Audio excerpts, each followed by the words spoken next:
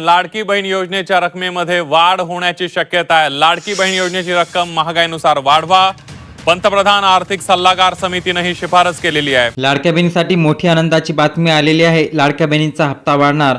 तर ज्या ज्या राज्यामध्ये लाडकी बहीण योजना राबवली जात आहे त्या राज्यामध्ये महिलांची आर्थिक स्थिती सुधारलेली आहे आणि ही स्थिती सुधारण्यामागे राज्य शासनाच्या या राबवलेल्या जाणाऱ्या योजनेचा मोठा प्रमाणात योगदान आहे। हे योगदान दिले जात असताना त्यांच्यामध्ये जर वाढ केली तर या महिलांची आर्थिक स्थिती आणखी सुधारू शकते, अशा प्रकारची शिफारस आता त्यांना माध्यमातून करण्यात आलेली आहे।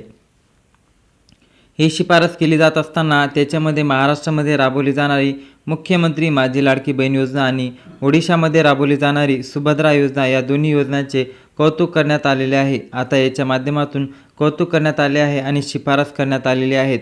तर याच्यामुळे आता राज्य शासनाची छाती नक्कीच गर्वाने फुलून येणार आहे।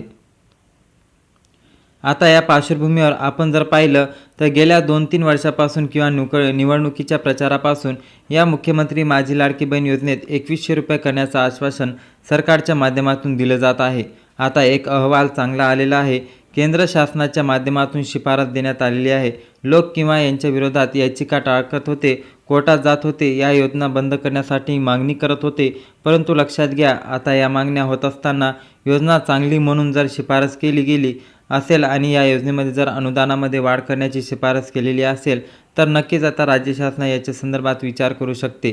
आणि एकंदरीत जर आपण बघितलं तर या काही योजनांचं अनुदान दिले जातात, मानधन दिली जाते, ही मानधन तुटपुंजी आहे अशा प्रकारच्या मोठ्या प्रमाणावर मागणी केलेली असते। लाडक्या बहिणीसाठी हे गर्वाची बाब आहे की त्यांची परिस्थिती सुधारत आहे।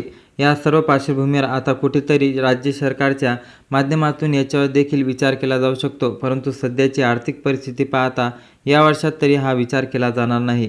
त्यांच्या संदर्भातील आता राज्य सरकार काय निर्णय घेतो, त्यांच्या संदर्भात काय निर्णय येते, या संदर्भातील काही पुढच्या घोषणा आणि अपडेट्स येतात ते सुद्धा आपण नक्की जाणून घेण्याचा प्रयत्न करूया। कारण की तुम्हाला माहीत आहे लाडक्या बहिणींची सध्या जर परिस्थिती बघितली तर लाडक्या बहिणींना राहिलेले उर्वरित हप्तेच त्यांना वेळेवर भेटत नाही आहे। आणि त्यानंतर ही जी शिफारस करण्यात आलेली आहे ती शिफारस राज्य सरकारकडून नव्हे तर एका मोठ्या समितीकडून अपडेट करून आलेली आहे।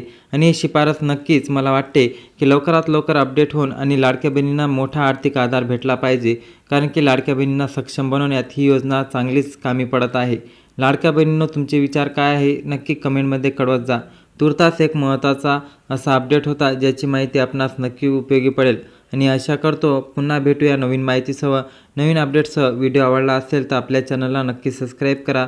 जय हिंद, जय महाराष्ट्र, धन्यवाद।